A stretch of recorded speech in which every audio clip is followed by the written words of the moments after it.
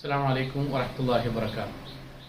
പ്രിയപ്പെട്ട വിശ്വാസികളെ, വിശ്വാസിനികളെ, നമ്മുടെ ജീവിതത്തിൽ നമ്മെ ആളുകൾ ഇഷ്ടപ്പെടുക, ആദരിക്കുക, ബഹുമാനിക്കുക എന്നത് നമ്മൾക്ക് ഏറ്റവും പ്രിയപ്പെട്ട കാര്യമാണ്.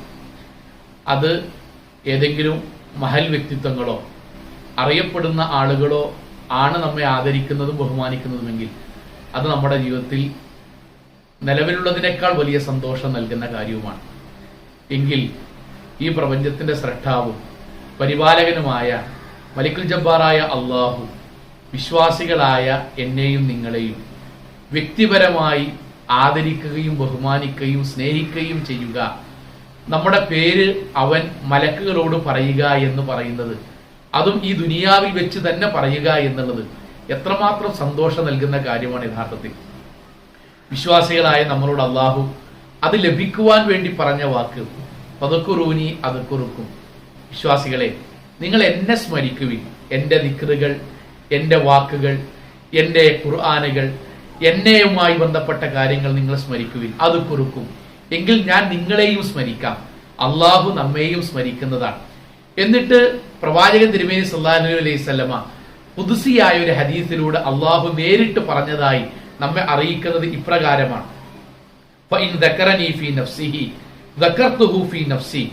ആരെങ്കിലും അവന്റെ മനസ്സിലാണ് എന്നെ സ്മരിക്കുന്നതെങ്കിൽ, അള്ളാഹുവിനെ സ്മരിക്കുക എന്നതുകൊണ്ട് പടച്ചതമ്പുരാനെ ഓർക്കുക, അള്ളാഹു നമ്മളെ പഠിപ്പിച്ച ദിക്റുകൾ ചൊല്ലുക, ഖുർആൻ പാരായണം ചെയ്യുക, എല്ലാം അതിൽപ്പെട്ടു.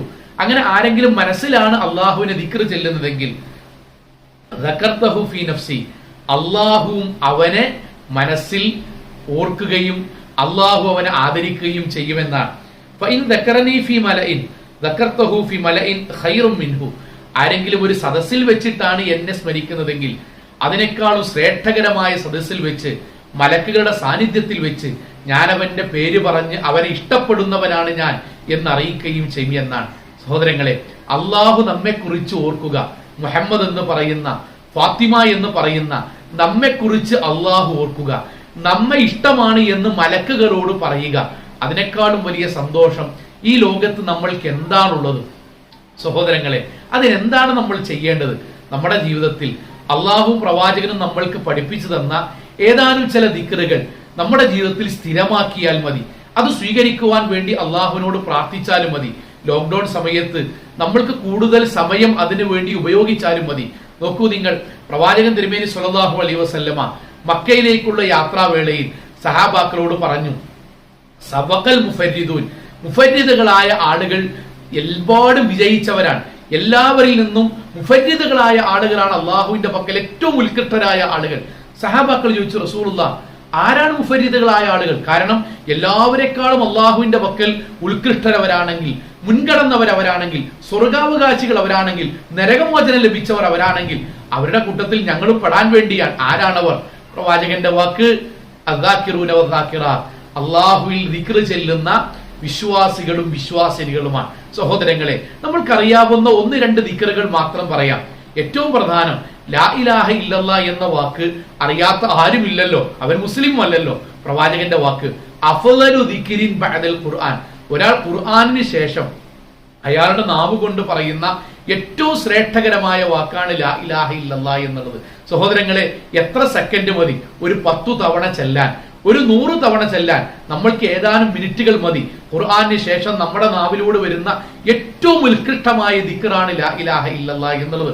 പ്രവാചകൻ തിരുമേനി സല്ലല്ലാഹു അലൈഹി വസല്ലമ അല്ലാഹു അക്ബർ എന്ന് ചൊല്ലുന്നതിനെ പറ്റി പ്രവാചകന്റെ വാക്ക് ഖറസും മിനൽ ജന്ന എന്നാണ്.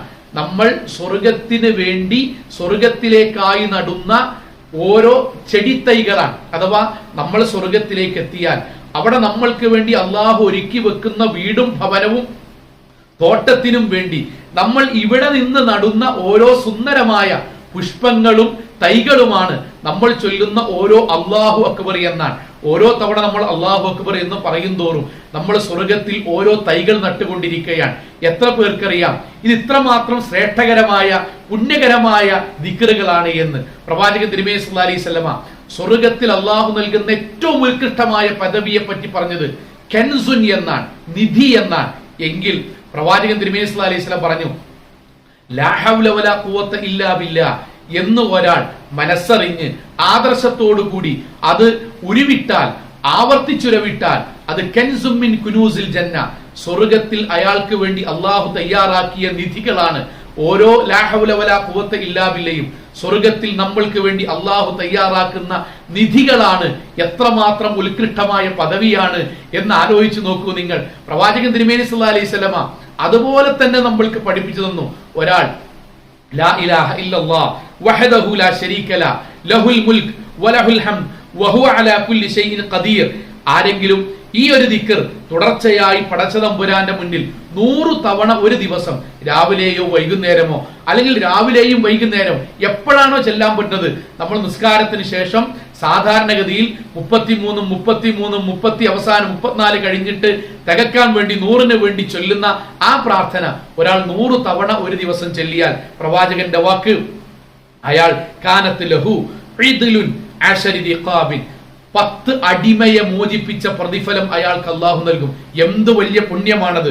വകുതിബത് ലഹു മിഅതു ഹസനത്തിൻ, 100 നന്മകൾ അയാളുടെ പേരിൽ അള്ളാഹു എഴുതി വെക്കും. വമുഹിയത് അൻഹു മിഅതു സയ്യിഅത്തിൻ, 100 പാപങ്ങൾ, ജീവിതത്തിൽ പറ്റിപ്പോയ 100 പാപങ്ങൾ അള്ളാഹു ആ ഒരൊറ്റ പ്രാർത്ഥനകൾ കൊണ്ട് പടച്ചതമ്പുരാൻ 100ഓളം പാപങ്ങൾ അള്ളാഹു പുറത്തു നൽകും. വകാനത് ലഹു ഹിർസം മിനശ് ശൈത്വാനി യൗമഹു ദാലിക ഹത്താ യുംസിയ, രാവിലെയാണ് ചൊല്ലുന്നതെങ്കിൽ വൈകുന്നേരം വരെ ആ ദുആകൾ അയാൾക്ക് പിശാചിൽ നിന്നുള്ള പ്രൊട്ടക്ഷനായി, ശൈത്വാൻ അയാളെ ഉപദ്രവിക്കുന്നതിൽ തടസ്സമായി നിൽക്കും. വലം യഅതി അഹദും ബിഅഫ്ളലി മിമ്മാ ജാഅ ബിഹി ഇല്ലാ റജുലുൻ അമില അക്തർ, അതിനേക്കാളും വലിയ പുണ്യം ചെയ്ത ഒരാളെ അള്ളാഹു ആ ദിവസം വേറെ തെരഞ്ഞെടുക്കുകയില്ല. സഹോദരങ്ങളെ, എത്ര സുന്ദരമായ, എല്ലാവർക്കും അറിയുന്ന, നമ്മുടെ ജീവിതത്തിൽ ലളിതമായി ചൊല്ലാൻ പറ്റുന്ന ലാ ഇലാഹ ഇല്ലല്ലാഹും അല്ലാഹു അക്ബറും ലാ ഹൗല വലാ ഖുവത ഇല്ലാ ബില്ലയും ലാ ഇലാഹ ഇല്ലല്ലാഹു വഹദഹു ലാ ശരീക ല ലഹുൽ മുൽക്കു വലഹുൽ ഹംദു വഹുവ അലാ കുല്ലി ഷൈഇൻ ഖദീർ, ഈ ദിക്റുകൾക്കൊക്കെ പടച്ചതമ്പുരാൻ നൽകുന്ന പ്രതിഫലം എത്രമാത്രം ശ്രേഷ്ഠമാണ് എന്ന് നമ്മൾ പലപ്പോഴും ആലോചിക്കുന്നില്ല. സഹോദരങ്ങളെ, എത്രയോ ദിവസങ്ങൾ രാവിലെയും വൈകുന്നേരവും നമ്മുടെ ജീവിതത്തിൽ കഴിഞ്ഞു പോകുന്നു. അതിൽ ഒരു 10 മിനിറ്റ് നമ്മൾ ശാന്തമായി നിന്ന് ഈ പ്രാർത്ഥനകൾ, ഇതിന്റെ കൂടെ നമ്മൾ ചെറുപ്പത്തിൽ പഠിച്ച ഒരുപാട് ദിക്റുകൾ ചൊല്ലിയാൽ അത് നാളെ പരലോകത്ത് നമ്മൾക്കായി ഒരുക്കുന്ന സുന്ദരമായ സ്വർഗത്തിൽ നമ്മൾക്കുള്ള നിധികളും തോട്ടങ്ങളും വീടുകളുമായി മാറും എന്ന പ്രവാചകന്റെ വാക്ക് നമ്മുടെ മനസ്സിലുണ്ടാവുക. സഹോദരങ്ങളെ, പ്രവാചകൻ മിഅ്റാജ് രാവിൽ ഒരു രംഗം കണ്ടു. ഒരു സുന്ദരമായ മുത്തുകൾ കൊണ്ട് ഒരു വലിയ ഭവനം പണിയുന്നു. പ്രവാചകൻ തിരുമേനി സല്ലല്ലാഹു അലൈഹി വസല്ലമ മലക്കുകളോട് ചോദിച്ചു, മലക്കുകളാണത് പണിയുന്നത്, ഒരുപാട് മാലാഖമാർ സുന്ദരമായ ഒരു കൊട്ടാരം പണിയുന്നു. പ്രവാചകൻ ചോദിച്ചു, ആർക്ക് വേണ്ടിയാണിത്? അവർ പണിയുന്നതിനിടയിൽ പെട്ടെന്ന് ചില സമയത്ത് അവർ പണി നിർത്തിവെക്കുന്നു, വീണ്ടും തുടരുന്നു. പ്രവാചകന്റെ ചോദ്യത്തിന് മലക്കുകൾ പറഞ്ഞ മറുപടി, ദുനിയാവിൽ വെച്ച് അള്ളാഹുവിനെ സ്മരിക്കുന്ന ആളുകൾക്ക് വേണ്ടി സ്വർഗത്തിൽ പടച്ചതമ്പുരാൻ അവർക്ക് വേണ്ടി പണിയുന്ന കൊട്ടാരമാണ്. അവരിങ്ങോട്ട് വന്നാൽ അവർക്ക് താമസിക്കാൻ വേണ്ടിയുള്ള കൊട്ടാരം. എന്തിനാണ് നിങ്ങൾ ഇടക്ക പണി നിർത്തിവെക്കുന്നത്? അതിന് അവരുടെ മറുപടി, അദ്ദേഹം ദിക്ർ നിർത്തിവെക്കുന്നത് എപ്പോഴാണോ അപ്പോൾ പണി നിർത്തിവെക്കും, അവർ ദിക്ർ എപ്പോഴാണോ തുടരുന്നത് അപ്പോൾ പണിയും തുടരും. സഹോദരങ്ങളെ, നമ്മുടെ പള്ളിയിൽ, നമ്മുടെ സ്വഫിൽ നിൽക്കുന്ന ആളുകളിൽ, നമ്മുടെ മഹലിൽ നിൽക്കുന്ന ആളുകളിൽ, നമ്മുടെ കുടുംബത്തിലുള്ള എത്രയോ ആളുകൾ, ഒരുപാട് വീടുകൾ അവർ സമയമെടുത്ത് പരലോകത്തിന് വേണ്ടി രാവിലെയും വൈകുന്നേരവും തയ്യാറാക്കി കഴിഞ്ഞിട്ടുണ്ട്. നമ്മൾക്ക് വേണ്ടി ഒരു തറയെങ്കിലും നമ്മൾ കെട്ടുവാൻ, ഒരു റൂമെങ്കിലും ഒരുക്കുവാൻ, ഒരു ചെറിയ ഭവനമെങ്കിലും അള്ളാഹുവിനെ കാണാൻ, പ്രവാചകനെ കാണാൻ, സഹാബാക്കളുടെ കൂടെ നിൽക്കാൻ, പരലോകത്തിന് വേണ്ടി പണിയാൻ നമ്മൾ നമ്മുടെ സമയം ചെലവഴിച്ചാൽ മതി. ഒരൊറ്റ ഹദീസ് പറഞ്ഞുകൊണ്ട് അവസാനിപ്പിക്കാൻ പ്രവാചകൻ ചോദിക്കാൻ, അലാ ഉഖ്ബിറുക്കും, ഞാൻ നിങ്ങൾക്ക് അറിയിച്ചു തരട്ടെയോ, ബിഖൈരി അഅ്മാലിക്കും, ഏറ്റവും നല്ല പ്രവർത്തനങ്ങൾ, വഅർഫഉഹാ ഫീ ദറജാതിക്കും, അത് മുഖേന നിങ്ങളുടെ ദറജകൾ, സ്വർഗ്ഗത്തിലെ തട്ടുകൾ ഉയർത്തിക്കൊണ്ടേയിരിക്കും അല്ലാഹു. വഅസ്കാഹാ ഇൻദ മലീകിക്കും, അതുവഴി അല്ലാഹുവിന്റെ മുന്നിൽ ഏറ്റവും ശുദ്ധന്മാരായി നിങ്ങൾ മാറും. വഖൈരിൻ ലക്കും മിൻ ഇഅ്താഇ ദഹബി വൽ വറഖ്, നിങ്ങൾ നൽകുന്ന സ്വർണത്തെക്കാളും വെള്ളിയേക്കാളും ഏറ്റവും വലിയ ദാനധർമ്മത്തെക്കാളും ശ്രേഷ്ഠകരമായ ഒരു കാര്യം.